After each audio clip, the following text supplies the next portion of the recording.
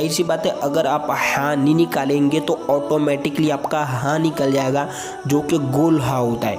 ठीक है, ये जो हाँ है वो जिम की तरह, इस पर नुक्ता नहीं है, और वो हाँ है वो गोल। तो ये दोनों में बहुत सारा डिफरेंट है।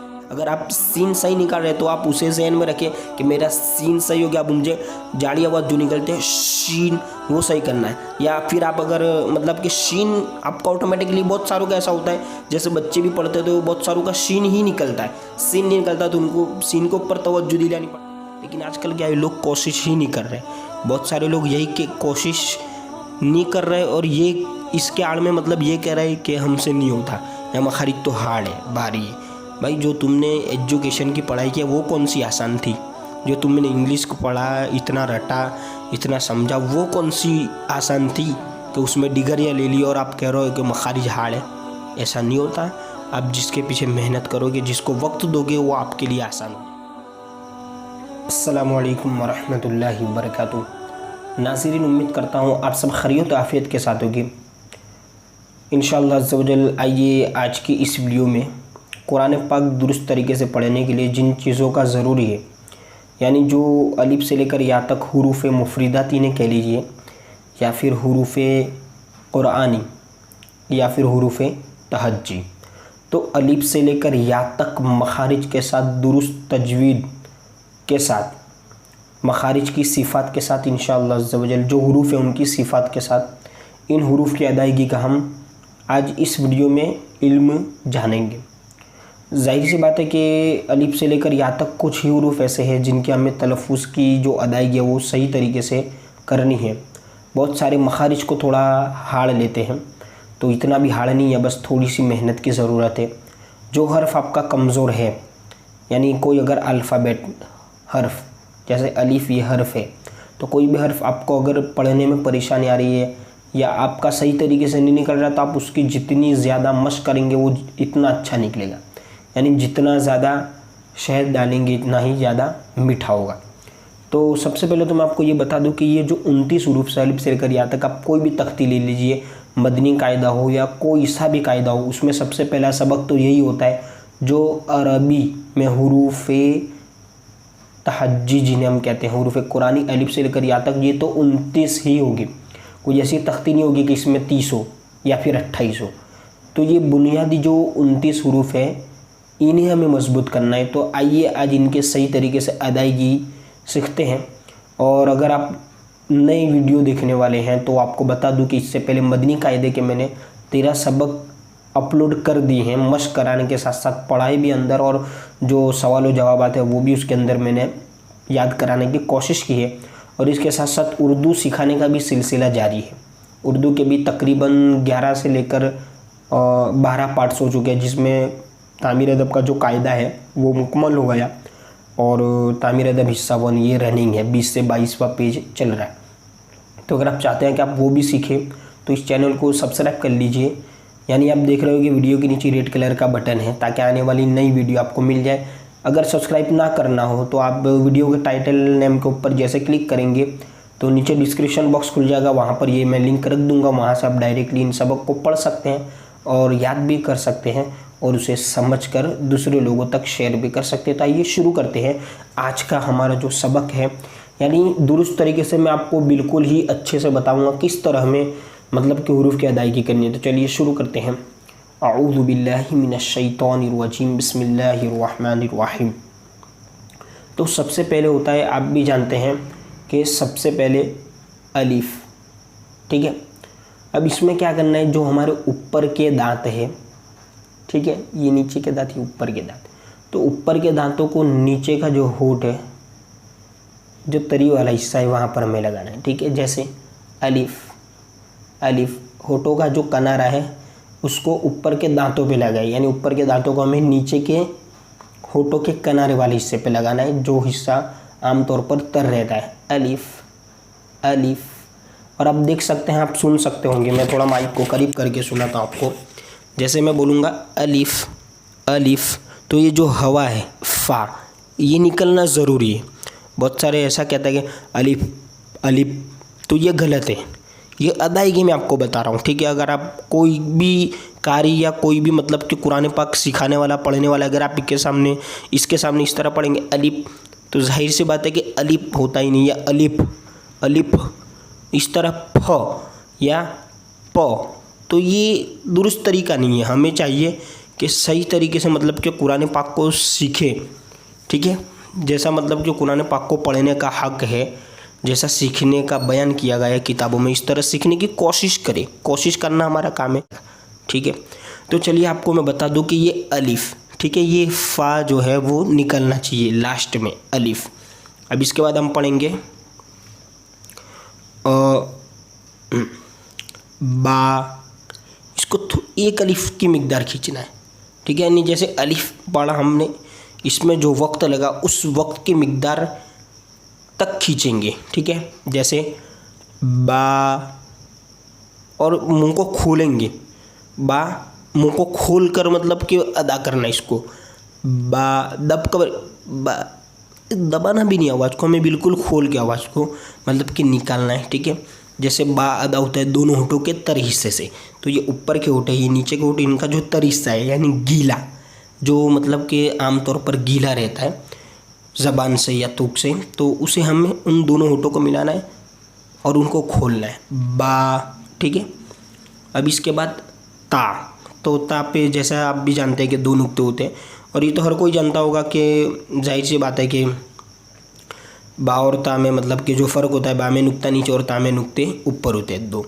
तब ता को हमें किस तरह निकालना है, देखिए आप, ता ज़बान को ऊपर के दांतों के किनारे में लगाना है, ठीक है। ज़बान की नोक, अब जाहिर सी बात है ज़बान के भी तीन हिस्से हो जाते हैं। इसमें मान लीजिए ये जो ज़बान का मतलब कि नोक है, अब इससे ऊपर का हिस्सा है वो ज़बान का सिरा है, और ये जो साइड है वो मतलब कि ज़बान की करवट, ठीक है। और जो बीच में का हिस्सा है वो ज़बान के बीच वाला हिस्सा। तो अब जाहिर बात है नोक को ऊपर के दांतों में अदा मतलब कि लगाएंगे। आसानी के लिए मैं आपको बता रहा हूँ, जो मखारिज है आप समझ सकें। आप मदनी कायदे के पीछे भी मखारिज को पढ़ सकते हैं, वहाँ पर जो लिखा हुआ है, लेकिन मैं आपको इसलिए आसान करके बता रहा हूँ ताकि आपके जहन से ये निकल जाए कि मखारिज हार्ड है। बिल्कुल आसान है। जैसे ता, ठीक है, इसमें कोई हमें वो नहीं करना कि यूँ करके ता, ये आसानी से निकल जाएगा। जो ता का जो साउंड है आप उसे ही निकालेंगे तो आपका ता अदा ही हो जाएगा।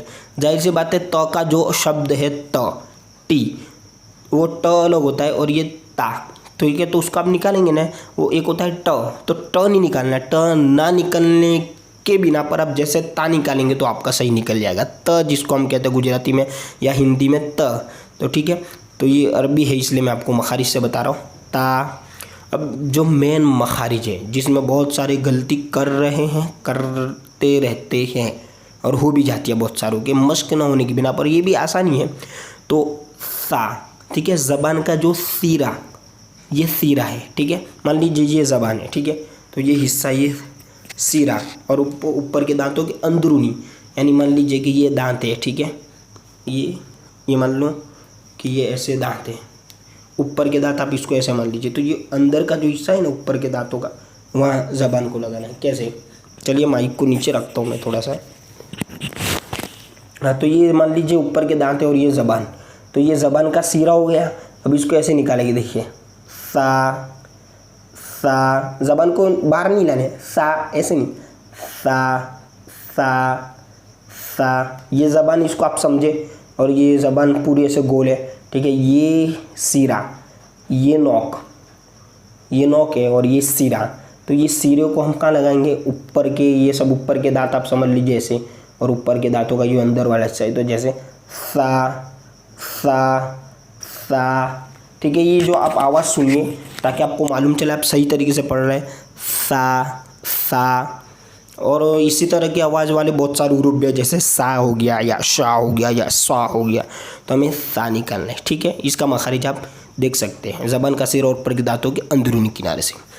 इसके बाद नेक्स्ट, अब ये जो जीम है ये बहुत सारों का निकलता है ये, यानी आप इंग्लिश में अगर आप देखने जाए ABCDEF G, तो ये जो ज का जो साउंड है आप जी बोलेंगे तो ये निकल ही रहा है। इसमें हमें ज़बान मतलब के तालु का दरमियान और ज़बान का दरमियान हिस्सा, इसको हम जैसे मिलाएंगे यानी ये ज का जो साउंड है वो निकलेगा। हाँ, इतना ध्यान रखना है कि आपको ज सख्ती वाला नहीं निकालना। आप जैसे सख्ती नहीं निकालेंगे तो आपका ज, ये जो ABCD में जो जी आता है वो जी निकल ही जाएगा। और ये जिम बिल्कुल आसान है, लेकिन इसको हमें खींच के पढ़ना है 3 से 5 अलिफ की मिकदार, जैसे जी। और लास्ट में मीम है, आप देख सकते हैं लिखा हुआ जो जीम या जी और मीम साकिन है, तो लास्ट में मीम को भी हम दोनों होठों के जो खुश्क से अदा होता है जी, ठीक है, जी। चलिए आगे। अब मान लीजिए आगे मतलब कि वो मखारिज आ रहा है कि हो सकता है कि इसको सुनकर आप भी जहन में मतलब कि लुलु गया हाथ तो नहीं निकलता, क्योंकि हमने अच्छे खासे देखे कुरान पाक पढ़ने वाले या हाफिज़ कह लीजिए या ख़ास लोग कह लीजिए जो मतलब कि इल्मी दायरे में आगे होते हैं, तो जाहिर सी बात है कि वो भी इसमें मतलब कि कमज़ोरी महसूस करते हैं। लेकिन कोई इतनी कमज़ोरी महसूस करने वाली बात नहीं है, जितना मशक़ करेंगे इतना आसान होगा। मैं खुद अपनी बात बताऊं कि मैं खुद भी पहले इतना तलफ़ुज़ की अदायगी नहीं कर पाता था, लेकिन जैसे जैसे मशक़ करना रहा, पढ़ने का सिलसिला जारी रहा, तो ऐसे ही हुरूफ भी सही हो गए, तलफ़ुज़ भी सही और आवाज़ भी मतलब कि साफ़ होता चला गया, ठीक है। तो देखिए जिम के बाद अब जो है वो हा। अब आपको शायद ये सुनकर ऐसा लगा होगा ये जो आवाज़ निकली हलक के दरमियान, आप समझ लीजिए कि ये जो गला है उसके भी 3 हिस्से हैं, ठीक है। हलक के नीचे वाला, हलक के दरमियान वाला और हलक के ऊपर वाला। बीच में ये जो थोड़ी आपको मालूम होती होगी थोड़ी कड़क हड्डी है, ठीक है, ये थोड़ी दाढ़ी की वजह से दिख नहीं रहा। तो मान लीजिए कि हलक के नीचे वाला हिस्सा ये रहा, ये दरमियान वाला हिस्सा और ये ऊपर वाला हिस्सा। तो हा की सबसे आसान अदायगी आपको मैं अगर बता दूं तो ये है, मान लीजिए कि आप हा को सही से नहीं निकाल पा रहे, यानी मेरे पास ऐसे बहुत सारे केस है मदरसे में बच्चों के या बड़े बड़े लोगों जो पढ़ने में आते, तो बहुत सारे लोगों के ऐसे केस हैं कि वो हा को समझ नहीं पाते, यानी हा को कहाँ से निकालना है। ताकि आपको मैं मतलब कि बिल्कुल अपने एक्सपीरियंस के बेस पर ये एकदम आसान तरीका बता दूं कि अगर हा नहीं निकल रहा आप रुकें, अब आप पढ़े खौ। अब आप जब खौ पढ़ेंगे तो आपको महसूस हुआ हलक का जो हिस्सा है, यानी ये जो गले का जो हिस्सा है खौ, तो आपको महसूस होगा कि आपने जो ख पढ़ा खौ ख, जब हम ख पढ़ते तो ये आप देख सकते हैं कि जो हलक का ऊपर वाला हिस्सा है वहाँ से खौ निकलता ही है। ख जो है ये साउंड जो है ख KH जो हम इंग्लिश में कहते हैं, गुजराती में ख, हिंदी में भी ख, खड़ियानो ख, ठीक है। तो ये जो खौ आप पढ़ेंगे ना खौ, तो इससे आपको महसूस होगा कि ये ऊपर वाला हिस्सा, बस अगर वो आपने महसूस कर लिया कि वो गले का ऊपर वाला हिस्सा है, तो ठीक उसी के थोड़ा नीचे गले का दरमियान, हलक का दरमियान वाला हिस्सा है, वहाँ से आपको हवा निकालनी है। हाँ, आवाज़ बिल्कुल साफ आनी चाहिए। दूसरा तरीका ये भी है कि आप देखना कभी हम मतलब कि बिल्कुल फास्ट दौड़ कर आते हैं और जब हमें सांस चढ़ जाती है, जब हम सांस लेते हैं तो ये कुछ हिस्सा मतलब कि वहाँ से आ रहा है हलक के दरमियान से, तो आप वहाँ से भी महसूस कर सकते हैं कि जो ये अभी मैं दौड़कर तो नहीं है लेकिन आपको निकाल के बता रहा हूँ। आप अगर चाहते हैं तो आप एक बार दौड़े ना, थोड़ा मतलब कि दौड़कर तेज़ी से दौड़कर आना, सांस लिए बगैर आप जैसे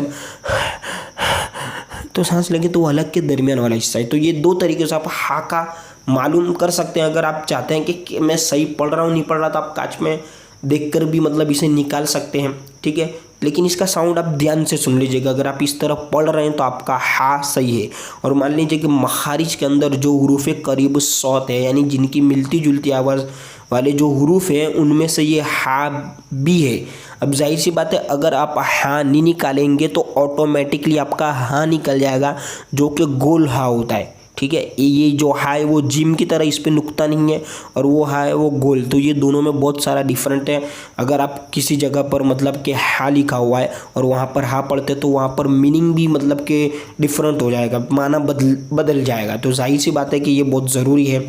तो हमें चाहिए कि हा की मश्क ज़्यादा करें और उसे महसूस करें कि जो गला है उसके दरमियान से हवा के साथ ये निकलेगा और उसका साउंड कुछ इस तरह आएगा, हा हा हा अब इसके बाद का खौ तो मैं पहले आपको बता चुका हाँ निकालने के लिए। तो जो हम खौ पढ़ेंगे तो खौ हुरूफ मुस्तलिया में से भी है, तो इसको हमें पूरा पढ़ना। आप बोलेंगे ये हुरूफ मुस्तलिया क्या है, तो ये आप सबक नंबर 1 में जाके पढ़ सकते हैं। अभी सिर्फ मेरा टॉपिक है कि मखारिज को आपको समझाना, अलिफ से लेकर या तक ये जो हुरूफ है उनको सही तरीके से आपके दिमाग में बिठाना। अभी मेरा फ़िलहाल टॉपिक ये है कि आप मतलब कि कोई ये जहन ना बनाए कि मखारिज बिल्कुल हार्ड है, बिल्कुल आसान है। तो जैसे मश्क करेंगे इतना आसान होगा हमारे लिए, और मश्क नहीं करेंगे और ऐसे ही मुंह हिला देंगे, मुंह को इधर उधर चला दिया, जो निकला चलो भाई बोलो बिस्मिल्लाह निकल गया, तो फिर इस तरह से ये मतलब कि नहीं होगा। तो अब इसके बाद है खौ, तो इसको पूर्वी पढ़ना है। खौ खौ ये गोल मुंह होता है वो नहीं करना, हमें मोटा करना है, ठीक है। खौ। अब इसके बाद देखिए ये इसके बाद वाला तो जो है आप यूँ समझ ले कि आसान है, यानी कैसे हम जो दाल यानी एक दाल चावल भी खाते ही हो गया आप भी, तो वो वाला मैं नहीं कह रहा, लेकिन एक आपको समझाने के लिए कि ये जो दाल जहाँ से आपने ता निकाला, जाहिर सी बात है मैंने आपको बताया था ज़बान को ऊपर के दांतों के अंदर लगाना है, ठीक है। अभी बिल्कुल मैं उर्दू के अंदर नहीं जाऊँगा कि जो मखारिज है वही आपको मैं बताऊँ, मेरा मकसद है कि आपको सही तरीके से समझाना। अगर आप सही तरीके से हुरूफ निकाल रहे तो आप सही पढ़ रहे हैं। तो ये दाल को थोड़ा सा खींच कर पढ़ेंगे, दाल। और अगर कोई नहीं खींच रहा तो ऐसा नहीं कि गलत पढ़ रहा है, लेकिन एक खूबसूरती जो है, तरीक़ेकार जो है पढ़ने का, उस हिसाब से मैं आपको बता रहा हूँ, ठीक है। अब आइए दाल, तो जाहिर सी बात है कि ये दाल के बाद जो दाल के ऊपर अगर नुक्ता आ जाए तो वो दाल हो जाएगा। तो दाल का भी मामला ऐसा ही है जैसे हमने सा को पढ़ा, यानी सा भी नरमी से और दाल भी नरमी से, ठीक है। सा में हम सख्ती करेंगे तो सा नहीं निकलेगा, इसी तरह अगर दाल में सख्ती करेंगे तो वो दाल नहीं रहेगा बल्कि वो जा हो जाएगा, जाल या फिर झाल, जीम वाला जो मैंने आपको बताया था इंग्लिश में ABCDF जी, तो ये जी नहीं निकालना, ये ध्यान रखना है, ठीक है। और आपको जा सख्ती भी नहीं करनी। अब ये दो चीज़ें अगर आप नहीं करते और ज़बान को ऊपर के दांतों के अंदर ही लगाएंगे, ज़बान के सिरे को, तो आप सही तरीके से ज़ाल अदा कर लेंगे। जैसे मैंने आपको बताया था सा को कि ये ऊपर के दांतों को इस तरह लगा के बताया था, तो इस तरह ज़ाल को भी अदा करना है। बस साउंड आप सुन लीजिए ध्यान से कि इसका किस तरह मतलब कि मखारिज है, ज़ाल। अब इसके बाद रॉ, बिल्कुल आसान है, रॉ। बस इसमें ये करना है कि रॉ में तकरार नहीं होनी चाहिए। बहुत सारों की शुरुआत में ये गलती कर बैठे रॉ, तो ये गलत है, ठीक है, रॉ। अब इसके बाद अब जो मैंने आपको बताया एक जीम का साउंड था, एक जाल का, अब वो दोनों न निकालते हुए आप जो साउंड को सख्ती से निकालेंगे, यानी कि समझिए कि ज़बान का किनारा और ऊपर के मतलब के दोनों दांतों के बीच वाले हिस्से से आप यूँ समझ लीजिए। तो जैसे ऐसे करते ना अपने ई करते हैं जा, ज़बान को ऊपर के दांत और ये मान लीजिए ऊपर और बीच में के दांत है, ठीक है, नीचे के दांत और ऊपर के दांत, तो ये बीच में, ये जो बीच में है वहाँ पर ज़बान को लगाना है सख्ती से। कैसे, जा जा जा। हाँ, आपकी इसमें ये गलती हो सकती है कि आप झा कर देवे, जा तो नहीं होगा क्योंकि उसकी मश्क करनी पड़ेगी। जब आप मश्क कर लेंगे तो आपके जहन में आ गया जाल जाल जाल, तो ये तो जाल है। अभी हमें किसी और हुरूफ के जगह पे निकालना नहीं। इसी तरह अगर आप जीम की मश्क कर लेते हैं तो आपके जहन में आ जाएगा भाई हाँ जीम ऊपर के मतलब दालू और ज़बान के दरमियान वाले हिस्से से ये जीम निकलता है, तो जीम नहीं निकालना, जाल नहीं निकालना। अब क्या निकालेंगे आप, तो जाहिर सी बात है कि सख्ती आपको जल्दी महसूस होगी, तब आपको निकालना है जा जा। यानी आप कंपैरिजन समझिए, जो हुरूफ का दूसरे हुरूफ के अंदर फ़र्क है उन कंपैरिजन को समझ कर निकालेंगे ना तो आपके लिए आसानी होगी। समझना भी ज़रूरी है, ऐसा नहीं कि लेके बैठ गए जा जा जा, मश्क करना भी ज़रूरी, लेकिन उसको समझने के साथ साथ जिस तरह मैं आपको समझा रहा हूँ, अगर आप समझ रहे सही है, अगर आपको समझ नहीं आ रही तो नीचे कमेंट कर सकते हैं, ठीक है। अब इसके बाद हम पढ़ेंगे सीन। अब देखिए स का जो साउंड था वो सा में तो हमने पढ़ा, तो वो तो जाहिर सी बात है हमने सा को पहचान लिया, सा को हमने महसूस कर लिया, सा को हमने उलख लिया कि भाई ये सा ज़बान का सिरा और ऊपर के दांतों के अंदरूनी के वो सा, उसको वहाँ ही रखना है। अब जब सीन की बारी आएगी तो इसमें पतली सी आवाज़ आएगी, ठीक है। जैसे हमने जा पढ़ा ना, सेम उसी तरह से इसको पढ़ेंगे, लेकिन साउंड में फ़र्क है। मखरज एक है लेकिन साउंड में फ़र्क है। जा ऐसे पढ़ा, सीन ऐसे बिल्कुल पतली आवाज़। और अगर आप सीन नहीं कर, आप शीन कर रहे तो आप टेंशन ना लें, आपका एक और मखरज एडवांस में निकल गया, ठीक है। शीन ये निकल गया, लेकिन अभी सीन भी निकालना है। तो अब शीन जो 3 नुक्ते वाला है, आप देखिए सीन है, इस पर 3 नुक्ते नहीं है, और जो शीन है उसके ऊपर 3 नुक्ते है। अगर आपका शीन निकल जाता है तो जाहिर सी बात है घासा नहीं है। बहुत सारों का शीन नहीं निकलता है, सीन निकलता है, किसी का सीन नहीं निकलता, शीन निकलता है। तो अगर आपका शीन निकल गया तो आप उसे पहचान लीजिए, उसे महसूस कर लीजिए कि ये जो 3 नुक्ते वाला है उसे बड़ा शीन भी कहते हैं। तो ये शीन जो मतलब कि मुंह भर के जो आवाज़ निकलेगी, झाड़ी आवाज़ जिसको हम कहते हैं, और वो सीन में पतली आवाज़ है, ठीक है।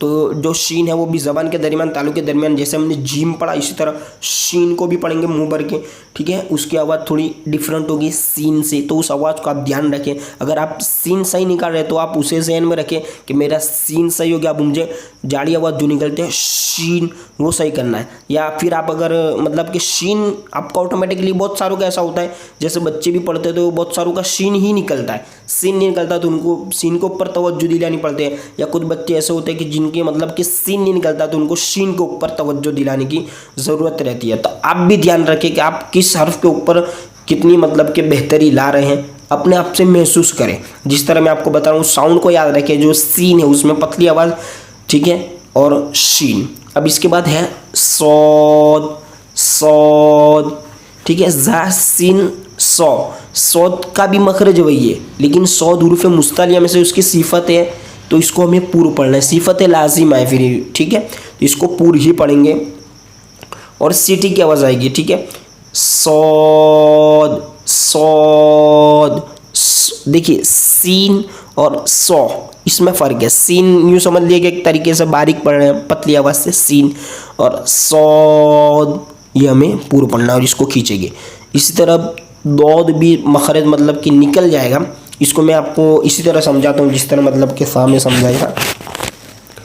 तो देख लीजिए, मान लीजिए कि ये ज़बान है, ठीक है। तो ये जो ज़बान का ये वाला हिस्सा ये करवट है और ये वाला हिस्सा भी करवट है, ठीक है। अब ऊपर के दांतों के जो मतलब कि झड़े बनी हुई इधर और उधर, तो ज़बान की करवट और ऊपर के दाढ़ों की झड़, दाढ़ों जो दाढ़ है, ठीक है, ऊपर की जो दाढ़, तो मान लीजिए ये वाली ये साइड वाली दाढ़ है, तो ये अगर करवट है तो ये वाली दाढ़ पे लगाएंगे बो, दौद, दौद। ये सबसे डिफरेंट मखरज है, और ये पहला मखरज ऐसा है कि मतलब कि दूसरे भी मखारिज है लेकिन इसका डिफरेंट मखरज है, इसको हमें निकालना है, ठीक है। इसका साउंड आप सुन लीजिए, दाल और दो, इसमें मतलब यूँ समझ लीजिए कि दाल की जो सिफत थी और जो दौद की सिफत है वो हुरूफ मुस्तलिया में भी है, हुरूफ मुस्तलिया में भी है मतलब कि दौद, और इसको हमें पूर्व भी पढ़ाना है, यानी पूरी यानी मोटा पढ़ना है। दौद, करवट के ऊपर की दाढ़ों की जड़ से दौद, दौद, दौद, ठीक है।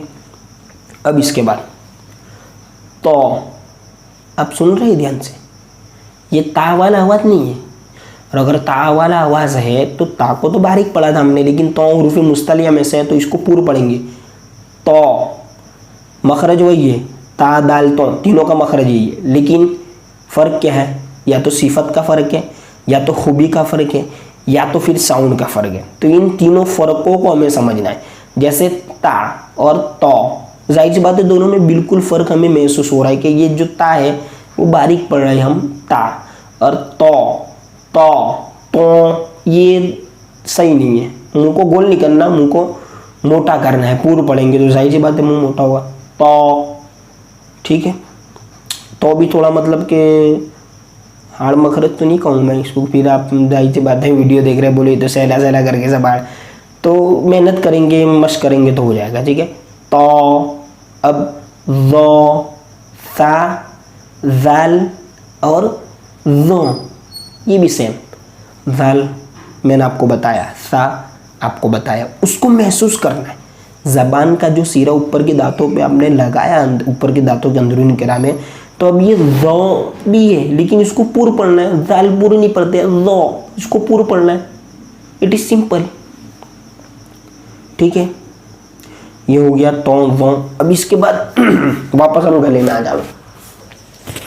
तो गले का मामला तो मैंने आपको पहले भी समझा, उसे हमें महसूस करना है, ठीक है। हलक जो है गला है, तो आईन, अब जाहिर सी बात है आईन जो हा हमने पढ़ा ना, सा के बाद जो हा, उसको किस तरह महसूस किया था, खौ से महसूस किया ऊपर वाला हिस्सा, तो उससे नीचे वाला ठीक दरमियान वाला हिस्सा होगा।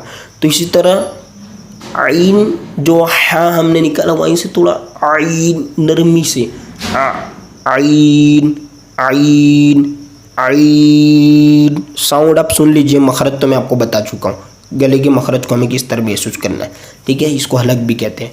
अब इसके बाद है गईन, ठीक है। ये गईन इस तरह नहीं पढ़ना, मैंने गलती से पढ़ लिया। इसको भी हमें पूर्व पढ़ना है और जहाँ से खौ निकाला उसी मखरज को महसूस करके जो हलक का ऊपर वाला हिस्सा है वहाँ से हम पढ़ेंगे गईन गो गईन गईन। हुरूफ मुस्तालिया में से इसको पूर्व भी पढ़ना है, इसलिए इसकी आवाज़ थोड़ी मोटी भी होगी, ठीक है। ये हमने मतलब कि समझ लेके काफ़ी हद तक ये इतना मखारिज हो चुका। अब थोड़े आगे आसान हुरूफ है। अब इसके बाद है फ़ा। तो अलिफ में मैंने जो आपको बताया था अलिफ, वही फ़ा। इट इज़ सिंपल, आसानी है ना। वो फ़ा निकाला जो ये जो मतलब के दांतों के ऊपर के दांतों का जो कनर है नीचे के होठों के तरी वाली हिस्से से ऐसे लगा देना है फ़ा, ऐसे नहीं। बहुत सारे शुरुआत में ऐसे पकड़ना नहीं, होठों को सिर्फ हमें टच करना है। फ़ा फ़ा फ़ा, ये आवाज़ भी आनी चाहिए फ़ा, ठीक है। क़ाफ़। अब आपको ये मैं मतलब कि इस तरह बता दूं कि जो ज़बान की जड़ है यानी ज़बान जहाँ पर ख़त्म हो रही है हलक में ही, ठीक है, तो वहाँ से आप इसे महसूस करें कि ये जो ज़बान की जड़ और तालु जो है ऊपर का, जो उसके ठीक ऊपर जो तालु बना होता है, तो वहाँ से ऊंडी आवाज़ हम जिसको कहते हैं गहरी आवाज़, ठीक है। क़ाफ़ क़ाफ़। और ये हुरूफ भी मतलब कैसा है जिसमें हमें तवज्जो रखनी है, क्योंकि ये हुरूफ करीब उस सौत में से है। अगर आप क़ाफ़ नहीं पढ़ेंगे तो आपका कौफ निकल जाएगा, यानी काफ। कौफ तो होता नहीं, क़ाफ़ होता है, यहाँ काफ।